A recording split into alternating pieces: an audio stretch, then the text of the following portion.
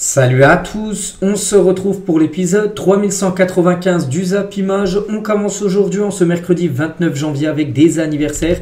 Et on peut voir par exemple que Akor Adams, l'avant-centre de Séville, n'oublie pas qu'avant-hier il joue encore à Montpellier. Il a été transféré hier de Montpellier au FC Séville pour 5,5 millions d'euros. Donc il fête aujourd'hui ses 25 ans. On lui souhaite bien sûr un bon anniversaire et bonne chance en Liga. Et également Youssouf Yazissi, ancien Lillois, maintenant il joue à l'Olympiakos. Il fête aujourd'hui ses 28 ans. Bon anniversaire à tous ces joueurs. On continue donc normalement après les anniversaires. Je parle des résultats de la veille. Hier, il ne s'est rien passé, pas de match hier.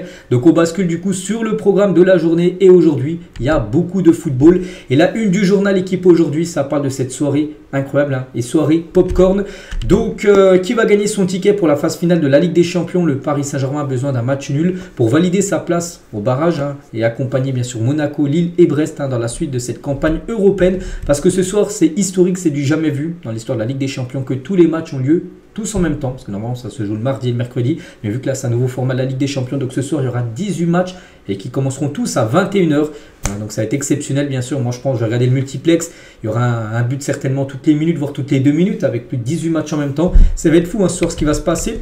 Et concernant les clubs français, donc je ne vais pas citer toutes les affiches, mais il y a quand même du très très lourd ce soir. Et concernant les clubs français, donc tout d'abord le PSG se déplace à Stuttgart, on va en parler juste après. Brest reçoit le Real Madrid, hein, donc Brest ils sont 13e, on peut avoir les classements à chaque fois, donc les Monaco, Lille, Brest ils ont 13 points. Les PSG à 10 points, voilà. Donc Monaco se déplace à l'Inter Milan ce soir. Et Lille, hein, reçoit, c'est marqué le PSV, ils sont trompés, hein. L'équipe, c'est pas le PSV ce soir à Lille, c'est plutôt le Feyenoord. Voilà, donc c'est pas la même chose. Voilà, donc le classement, donc 10e, il y a Monaco. À noter que le 11e, c'est Feyenoord, hein. Donc Lille reçoit l'équipe qui sont juste devant eux, hein, même nombre de points. Donc Brest, eux, ils sont 13e. Donc voilà. Après, pour accrocher une équipe, enfin le top 8, même pour Monaco, il va falloir déjà absolument gagner à l'Inter Milan et aussi espérer des faux pas, hein, devant, parce que même si ils gagnent, mais si le 9e et le 8e aussi gagnent, et les équipes aussi devant gagnent, Monaco ne pourra pas accéder au top 8. Donc voilà, c'est possible, même pour Brest, même pour Lille, mais il va falloir que devant ça perde au classement. Donc voilà, pour le PSG, il n'y a pas de top 8 envisagé, c'est bien sûr les barrages, parce que pour l'instant le PSG n'est pas encore sûr d'être au barrage de cette Ligue des Champions. Donc là, juste montrer un peu le classement des équipes françaises, mais si vous voulez voir le classement complet, bien sûr, de Liverpool, hein, 7 sur 7, déjà qualifié, hein, 21 points bien sûr, hein, pour les Reds, donc après le Barça, Arsenal.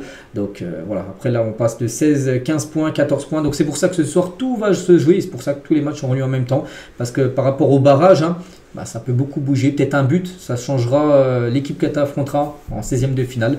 Donc à noter que City, les gars, 25e, hein, City doit absolument gagner ce soir, hein, contre Bruges s'ils veulent se qualifier pour la suite de cette compétition. On va parler tout d'abord du Paris Saint-Germain qui joue Stuttgart, hein. Stuttgart, ils sont eux aussi un match très important pour Stuttgart, 10 points, le PSG 10 points également. Donc voici le groupe convoqué par Luis Enrique. Donc à noter que quasiment tout le monde est là à part Nuno Mendes. Bon, il est suspendu, il avait pris un jaune lors du dernier match contre City. S'il prenait un jaune, il était suspendu le match d'après, il ne sera pas là. Sinon Kimpembe est bien dans le groupe. À noter que Kvaratskhelia, peut-être pour ceux qui ne savent pas, n'est pas dans le groupe parce qu'il n'est pas enregistré pour jouer les matchs de poule. Si le PSG se qualifie ce soir, il pourra là être enregistré pour les 16e de finale, hein. Donc voilà, effectif au complet, ça c'est plutôt une bonne nouvelle. Et un petit rappel les gars, un résultat qui arrange les deux équipes ce soir, un match nul, hein, rappel, hein, donc un match nul entre Stuttgart et le PSG ce soir qualifie les deux équipes sur à 100%.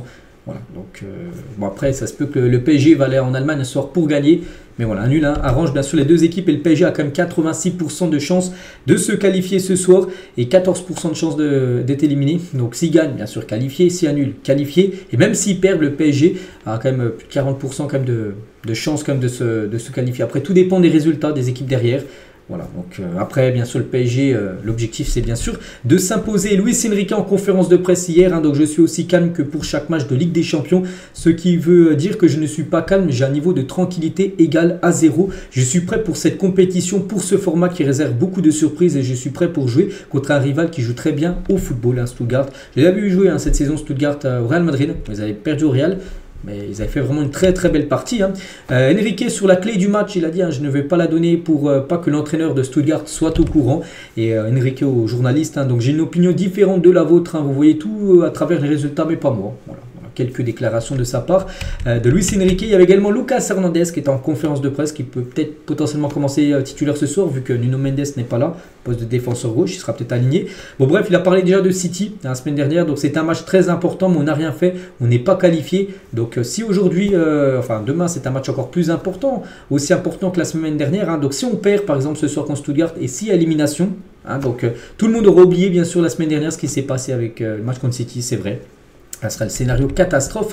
Hernandez, toujours à propos de Luis Enrique qui ne donne pas les compositions. Il a dit je n'ai jamais vécu ça. Mais ce qui est extraordinaire avec cette méthode, c'est que ça implique tous les joueurs mentalement à 100% jusqu'au match. Voilà, que tout le monde se donne à fond à l'entraînement parce qu'on sait que Luis Enrique, même à chaque fois on sort des compos probables. Mais lui, il aime à chaque fois faire des surprises. Par exemple, la semaine dernière contre City, on ne pensait pas du tout qu'Anguigna allait commencer titulaire, que Dembélé a commencé sur le banc, et même Ramos, ils ont tous commencé sur le banc. Voilà, ça a été une grosse surprise quand même de Luis Enrique. Donc c'est pour ça ce soir, il peut encore faire une grosse surprise. Et personne ne connaît les compos avant. Il n'y a que lui qui connaît les compos, bien sûr, qui sort une heure avant le match. Où là, il est obligé de la sortir, bien sûr, vu que la feuille de match est donnée à l'UEFA. Et Lucas Hernandez sur les Bleus. Donc j'ai d'autres objectifs pour l'instant en club. On verra après la liste des Bleus pour le prochain rassemblement qui est dans 2 mois. Ça sera en mars prochain. Donc voilà, quelques déclarations bien sûr de Lucas Hernandez. Et voici les compos probables de côté PSG. Bon, j'ai dit, il part des surprises, mais normalement, bon, Donnarumma, on pense qu'il sera titulaire avec Lucas Hernandez du coup à gauche. La défense pour remplacer Nuno Mendes. Donc Pacho, Marquinhos, Hakimi. Je pense pas que là il y aura des surprises en défense parce que c'est quand même sa défense type. Puis il ne va pas prendre un gros risque parce que quand même le PSG n'est pas qualifié encore à 100%. Donc Neves, Vitinha, Zaïre-Emery milieu de terrain. Et devant, donc Barcola à gauche, Désiré Doué à droite et Dembélé en axe, enfin en fond numéro 9. Voilà, Dembélé qui avait commencé sur le banc, c'était quasiment la même compo que la semaine dernière, par Enrique, Hernandez et Nuno Mendes. Sinon Dembélé avait été annoncé aussi titulaire contre City. On a pu voir du coup que c'était plutôt Kangilny qui avait commencé numéro 9. Ça se peut qu'il y ait des surprises, mais voilà, ça se peut que ça ressemble à ça. Et côté Stuttgart, donc voici le 11 attendu. À noter les gars que Britlo pourrait être le gardien, parce que normalement c'est Alexander Nubel, le gardien, mais il était absent à l'entraînement hier. On ne sait pas s'il est blessé, on n'en sait rien, mais voilà, hier il n'était pas présent à l'entraînement, donc ce qui veut peut-être dire qu'il sera forfait. Donc sinon, attention à Demirovic, Undav, Enzo Milo, le numéro 8, les gars, son club de cœur c'est le PSG, une équipe qui l'affrontera ce soir. Donc voilà, bon, le PSG pour moi sur le papier bien sûr est au-dessus de Stuttgart, mais ça reste bien sûr un match de Ligue des Champions, tout peut arriver. À noter que plus de 3300 supporters parisiens, dont 1000 membres du collectif Ultra Paris, seront présents dans le stade de Stuttgart ce soir qui sera à guichet fermé. Concernant un autre match d'une équipe française, c'est Monaco qui se déplace à l'Inter Milan, bien sûr pour un match très compliqué. Donc Inzaghi, le coach de l'Inter, en conférence de presse hier, met en avant la Ligue 1 avant d'affronter Monaco. Il a dit la Ligue 1 est compétitive, très physique, il y a beaucoup de talent là-bas. Je m'attendais à ce que Lille, Monaco et le PSG soient protagonistes dans cette saison de Ligue des Champions. C'est vrai que pour l'instant, ça va bien pour les 3 équipes, le PSG, on espère pour ce soir aussi que ça aille bien pour eux. Donc il a dit, je regardais Lille et l'AS Monaco l'année dernière et je peux vous dire que ce sont des clubs importants. Brest s'en sort bien aussi. Voilà ce qu'il a pu dire, que la Ligue 1 n'est pas faible, parce qu'il y en a beaucoup qui pensent que la Ligue 1 est faible. Mais non, peut-être ce soir on aura les 4 équipes françaises qualifiées pour la suite de la compétition. Il y en a déjà 3 sûrs, et peut-être le PSG. En plus. Concernant une autre équipe française qui joue, c'est Brest qui reçoit le Real Madrid. Donc direction Guingamp pour le Real Madrid, parce qu'oubliez pas que le match ne se déroulera pas à Brest. Brest joue ses matchs à domicile dans le stade du Roudourou, le stade de Guingamp. Donc voilà, quelques photos des joueurs du Real Madrid. Hier, leur hôtel c'était à Saint-Brieuc, juste à côté de Guingamp, où il y avait beaucoup de supporters. Voilà, qui a attendu bien sûr le bus du Real Madrid pour voir les joueurs de l'équipe madrilène. Et Ancelotti en conférence de presse hier avant le match contre Brest, il a dit Brest s'en sort très bien, ils ont un point de plus que nous. C'est vrai que Brest a 13 points en Ligue des Champions, le Real en a 12. C'est vrai que pour l'instant Brest est devant le Real Madrid au classement, donc ça sera difficile bien sûr. Toujours avec Ancelotti, il a parlé aussi des rumeurs sur Vini Junior, sur un départ en Arabie Saoudite. Donc il a dit dans le football je peux tout comprendre, c'est son choix, je pense qu'il choisira la gloire. Voilà, parce que bon, il n'a pas encore tranché, on n'a pas dit que Vini allait choisir l'Arabie Saoudite, mais il envisage, pas là sur ce mercato hivernal, ni je pense sur le mercato l'été prochain, mais peut-être en 2026, l'année prochaine. Peut-être Vini, les gars, sera tenté pour rejoindre un club saoudien. Ancelotti aussi sur Kylian Mbappé, donc il va très bien, il a besoin de temps pour s'adapter, mais maintenant c'est fait et nous l'apprécions tous. C'est la version Prime, on sait, de Kylian. Il adore jouer avec l'équipe. Voilà, quelques déclarations bien sûr de Carlo Ancelotti. Il y avait également Thibaut Courtois qui est en conférence de presse. Donc sur Mbappé tout d'abord, donc Mbappé c'est l'un des meilleurs du monde, c'est tellement mieux de l'avoir dans son équipe que contre bien sûr son équipe. Courtois il a parlé aussi, le journaliste lui a dit est-ce que vous connaissez Brest, tout ça. Il a dit je ne connais pas leur jeu. Seulement le gardien, donc Marco Bizot, qui a joué en Belgique dans le passé. Voilà, c'est le seul joueur qui connaît de Brest, sinon il ne connaît personne. Thibaut Courtois. Et pour finir, tiens, avec le Real Madrid, et pour revenir sur Mbappé, donc Noël Le Graët, ancien président de la Fédération française de football, on se souvient, il avait dû partir, parce que ce qu'il avait dit sur Zidane, que oui, même si Zidane m'appelait, je décrocherais même pas pour prendre l'équipe de France. Souvenez-vous, ça avait beaucoup fait parler il y a quelques temps. Et ben Le Graët a en gros, jamais reparlé à Mbappé depuis ça. Donc, du coup, Le Gret a appelé Mbappé pour tenter de recoller les morceaux. Le Real Madrid est un Guingamp, terre d'origine de Noël Le Gret. Donc, je l'ai eu au téléphone hier soir. On va se voir peut-être ce soir à l'entraînement. Donc, c'était hier. Hein. Même avec tout ce qui tombe en pluie, hein, je ne sais pas si l'entraînement va être maintenu, s'il a été maintenu, l'entraînement du Real. Donc, voilà. En gros, il aimerait renouer les morceaux, recoller les morceaux avec Kylian Mbappé. Hein, parce que Mbappé, n'oubliez pas que les deux hommes n'avaient plus échangé depuis le fameux tweet du genre. Hein.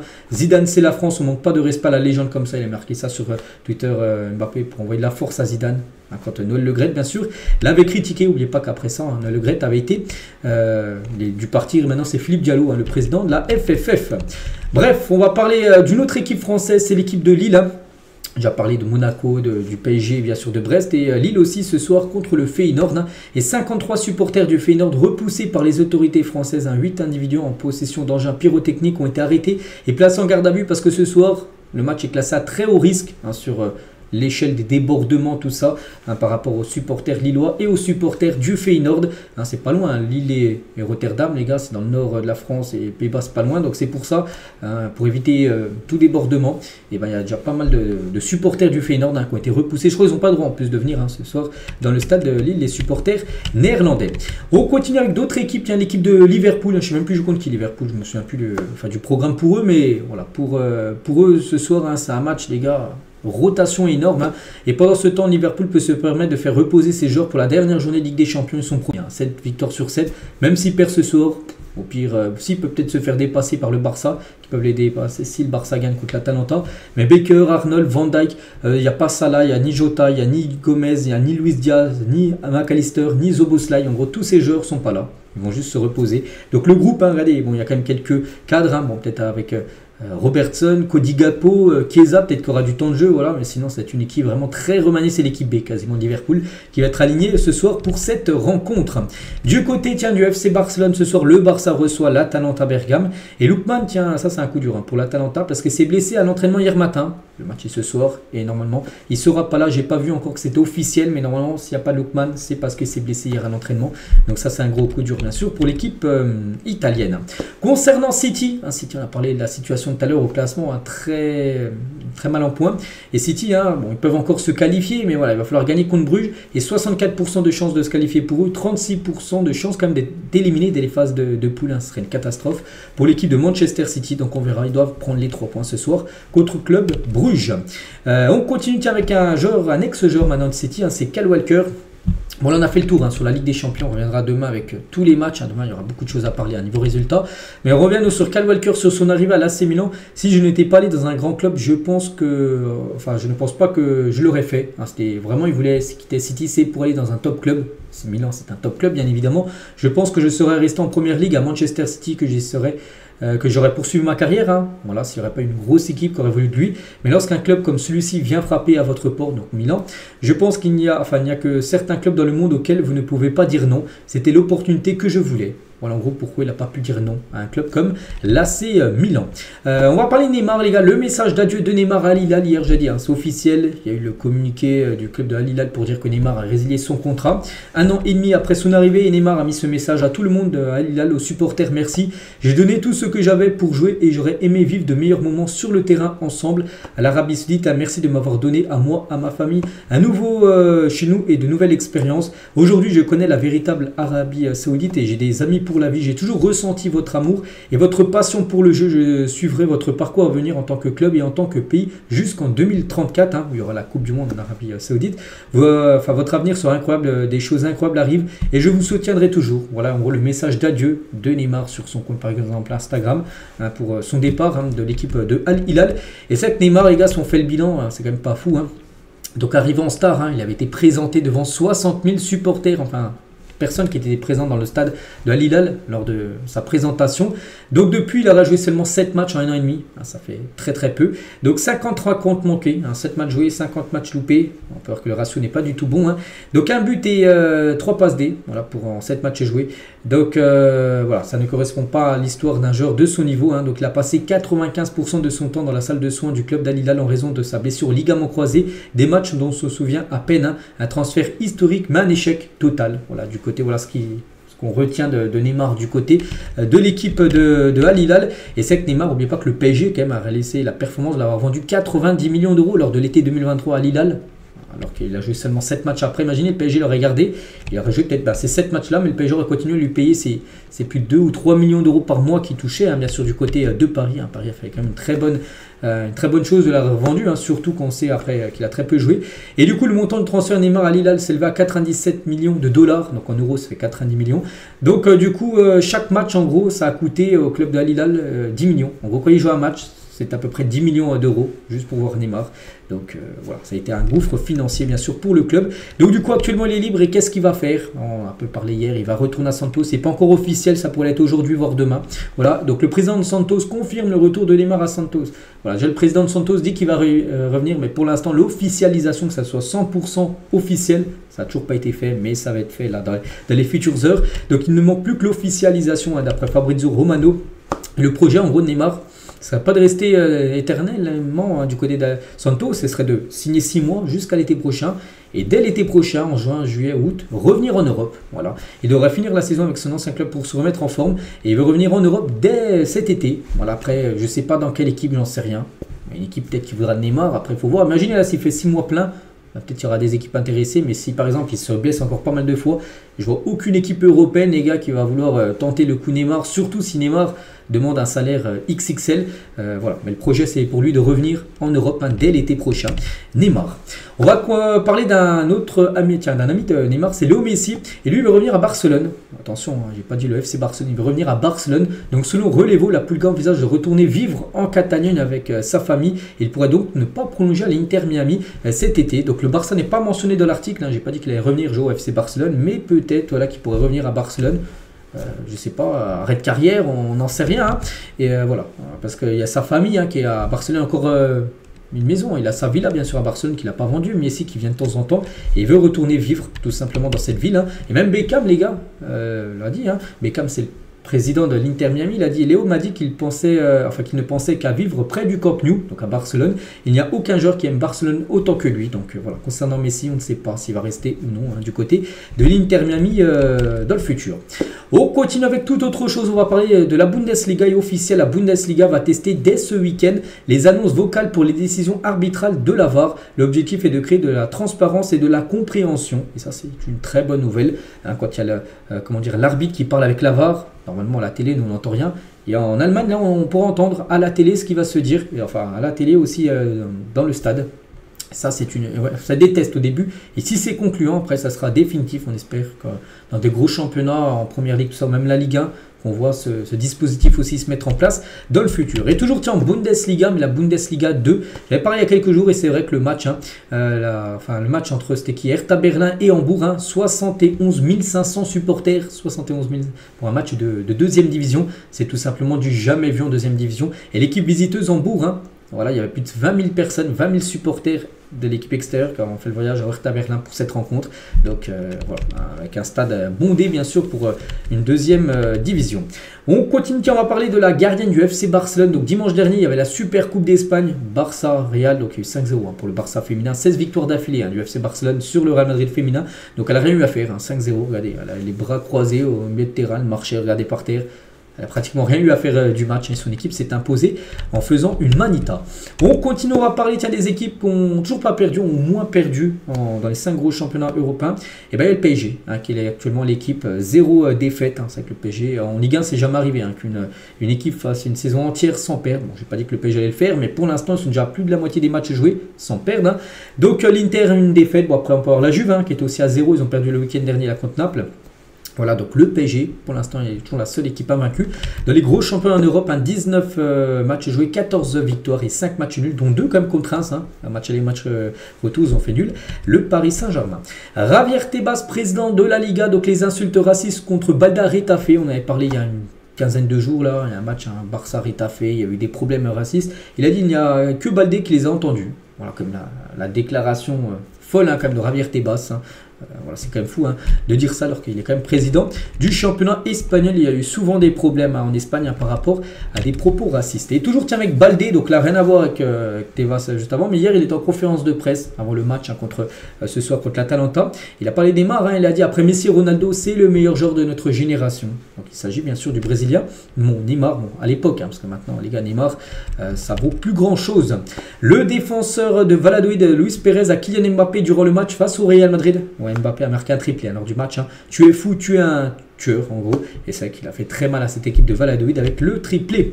On continue, tiens, aujourd'hui, n'oubliez pas qu'on est, on est mercredi 29. Le mercato se finit lundi soir. Lundi en France, en Allemagne, en Italie, en Espagne, tout ça. À 23 h c'est fini. Et pour l'instant, le top 5 des plus gros transferts niveau argent, et ben c'est ça. À noter les gars, dans le top 4, il y a quand même 3 joueurs de City. Marmoush, Kusanov et Vitores.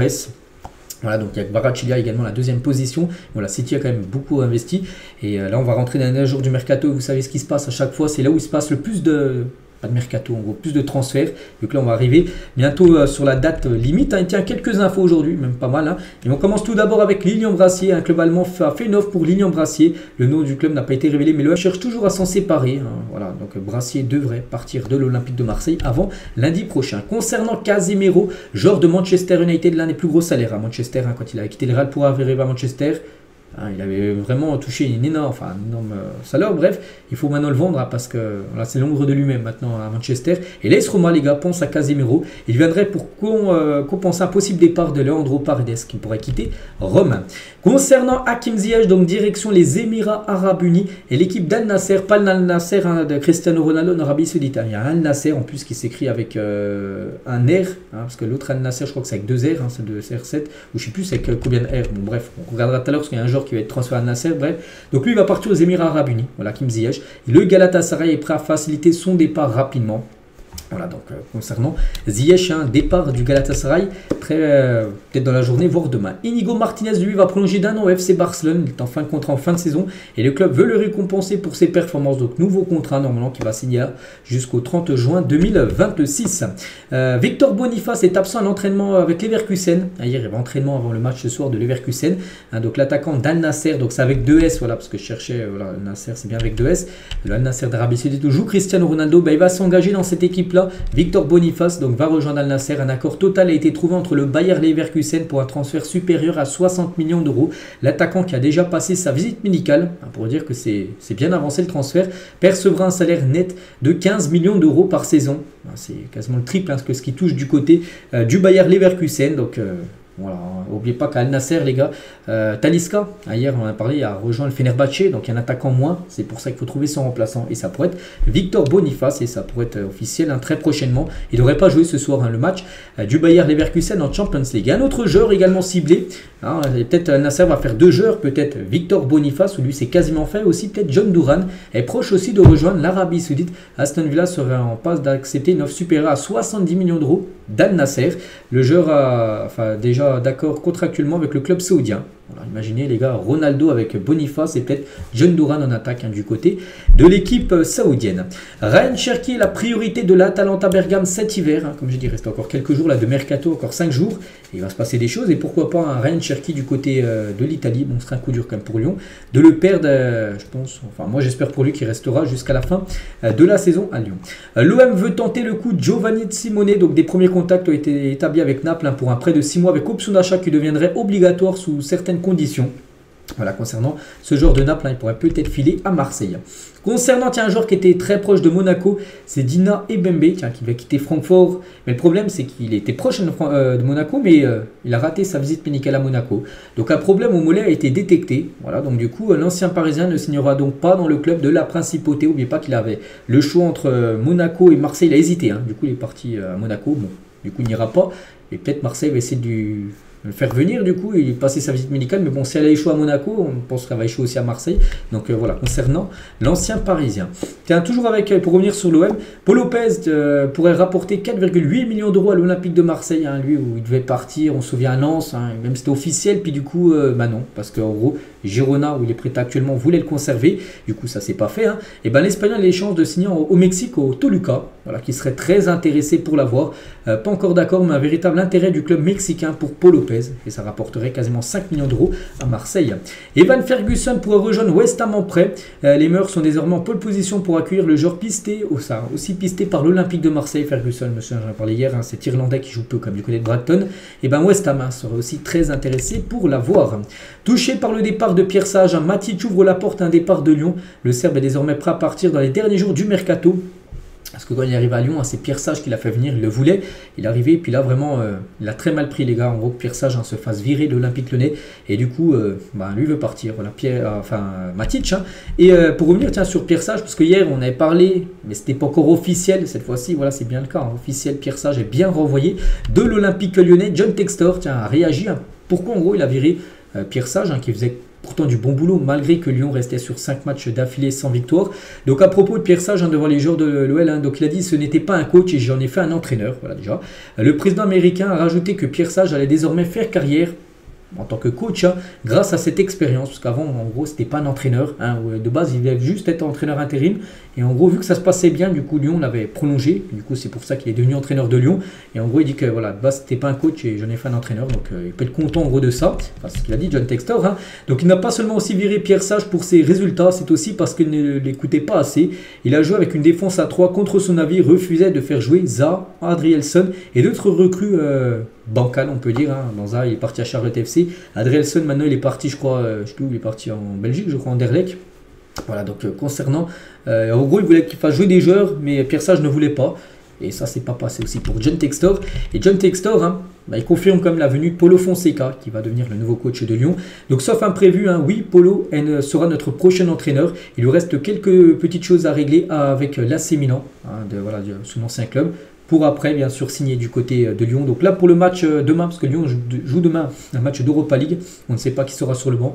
Si c'est pas Paulo Fonseca, sera un entraîneur par intérim, on va dire, peut-être l'entraîneur, je sais rien, d'équipe B qui prendra l'équipe première, puis après bien sûr Paulo Fonseca débarquera. Et les objectifs fixés par John Textor aux joueurs lyonnais, donc tout d'abord remporter la Ligue Europa cette saison, déjà quand même un gros level, parce que il y a quand même des grosses équipes encore engagées dans cette compète, et terminer le top 4 de la Ligue 1 pour être qualifié pour la prochaine Ligue des Champions. De toute façon si tu remportes la Ligue Europa, tu es directement qualifié pour la LDC, mais voilà.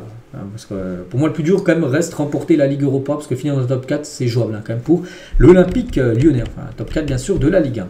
Kevin Danso emballé pour rejoindre le Stade Rennais. Le Stade Rennais a très envie de recruter le Lensois, Rennes qui a déjà recruté par exemple Brice Samba, Seko Fofana, ancien Lensois, et maintenant il vise bien sûr Kevin Danso.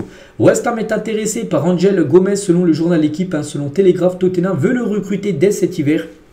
Le joueur de Lille, le milieu de terrain est en fin de contrat l'été prochain. Donc voilà, West Ham et l'équipe de Tottenham intéressés par le joueur anglais qui pourrait faire son retour en Angleterre, lui qui joue à Manchester United à l'époque. La Juventus Turin a fixé le prix de Douglas Luiz à 45 millions d'euros. Voilà, si une équipe est intéressée, ça sera 45 millions d'euros pour le Brésilien. Concernant le Real Madrid, donc voilà, sur ce mercato hivernal, on ne se fait plus d'illusions, il n'y aura ni d'arrivée ni de départ. Le Real Madrid a fermé la porte à toute signature en janvier, comme c'est le cas depuis 4-5 ans. Je crois que ça fait au moins plus de 5 ans que le Real Madrid a recruté 0 joueur en janvier, et ça sera de nouveau le cas pour ce mercato. Pourtant, on pensait vraiment que le Real a recruté un défenseur avec tous les blessés qu'il y a eu là, décembre, avant. On s'est dit oui c'est le bon moment pour le Real, mais non. Et ben, du coup ils ont plutôt préféré prendre Raúl Asensio, un joueur de l'équipe B, c'est vrai qui est très bon actuellement maintenant avec l'équipe première. Officiel, Burak Yılmaz devient le nouvel entraîneur de Kassim Passa. Burak Yılmaz, ancien attaquant, je sais pas, de Lille. Il a passé ses diplômes d'entraîneur et il devient coach de cette équipe. On lui souhaite bonne chance dans sa carrière d'entraîneur. Mathys Tel a décidé de quitter le Bayern Munich cet hiver. C'est Fabrizio Romano qui le dit. Donc s'il dit ça, c'est qu'il a des sources fiables. Voilà, Mathys Tel se dit que c'est peut-être le bon moment pour partir parce qu'en gros son temps de jeu, ça semble très compliqué. Il est en concurrence avec Harry Kane qui joue tous les matchs. Donc Tel, les gars, ne devrait pas signer à l'Olympique de Marseille parce que Marseille visait le joueur pour remplacer Eli Wahi. Ils cherchent un attaquant, puis ils se sont dit voilà, Tel c'est le joueur parfait, mais le joueur lui serait pas très chaud pour aller du côté de l'Olympique de Marseille. Mais c'est plutôt Manchester United qui pourrait tenter de signer Mathys Tel.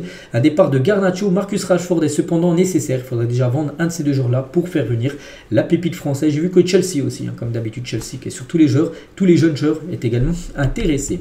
Nicolo Fagioli veut rejoindre l'Olympique de Marseille. La Juventus souhaite le faire partir en prêt avec option d'achat obligatoire. Donc là aussi on va suivre le dossier de très près. Concernant concernant Karim Adeyemi, qui était proche de Naples, hein, et du coup, il a décidé en gros de rester à Dortmund. Voilà, après un joueur, peut-être des fois il est proche, puis des fois peut-être il se remet en question, il parle avec sa famille, il dit est-ce que c'est le bon moment pour partir? Peut-être il s'est dit tout ça, puis non, en gros c'est peut-être pas le bon moment, il veut rester à Dortmund au moins jusqu'à l'été prochain. Donc il n'y aura certainement pas de transfert de Adeyemi du côté du Napoli. Savanier aussi a décidé de rester à Montpellier, hier on en parlait qu'il allait peut-être quitter Montpellier, et du coup lui aussi les gars, il a peut-être parlé aussi avec sa famille, et peut-être s'est dit non, c'est pas le bon moment pour quitter Montpellier, parce qu'il va aller en Arabie Saoudite, hein, l'équipe de Al Tawoun a fait 2 offres, hein, mais Montpellier bloque le transfert après avoir discuté d'un départ libre avec le joueur. Savani devait voyager hier soir en Arabie Saoudite pour signer son contrat. Le problème, c'est qu'il n'y est pas allé. Regardez, hier soir, il y avait en gros un match de tennis, hein, l'Open d'Occitanie à Montpellier. Il était là, hein, TJ Savanier. Rappelle, le Montpellierin devait initialement voyager hier soir pour l'Arabie Saoudite pour signer son contrat. Du coup, il n'y est pas allé. Il devrait rester du côté de Montpellier. Bon, après, Al Tawoun, on pense qu'il aurait touché un salaire, hein, 3 fois, 4 fois, 5 fois plus, hein, que ce qu'il touche du côté de Montpellier. Bon, il touche quand même un beau salaire. Montpellier, on le sait, parce qu'il l'a dit, hein, il touche 210 000 euros par mois. TJ Savanier, mais il aurait touché plus, bien sûr, dans le championnat saoudien. Patrick Dorgu, donc défenseur de l'Lecce à Manchester United. Here we go, ça y est, une recrue, hein, du côté des Red Devils. Montant du transfert, 35 millions d'euros. Ça va être la première recrue sous l'ère Amorim. Hein, c'est Amorim surtout qu'il voulait. Amorim, c'est le coach. Hein, voilà. Il voulait absolument ce joueur et du coup, il va débarquer, hein, du côté de Manchester United. Là, très prochainement, il y a le Here we go, hein, de Fabrizio Romano. Reda Belayan a choisi Rennes. Donc, c'est un joueur marocain, hein, qui évolue du côté d'Hellas Vérone. Négociation en cours avec Hellas Vérone. Chelsea n'est pas dans la course pour le jeune milieu marocain. Voilà, donc Rennes, hein, qui a quand même fait pas mal de bons coups sur le mercato.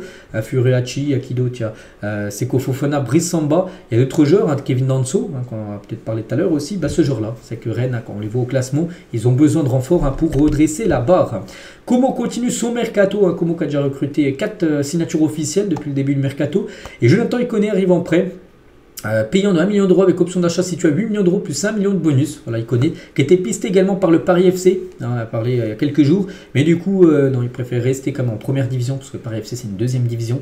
Et il devrait s'engager à Como très prochainement.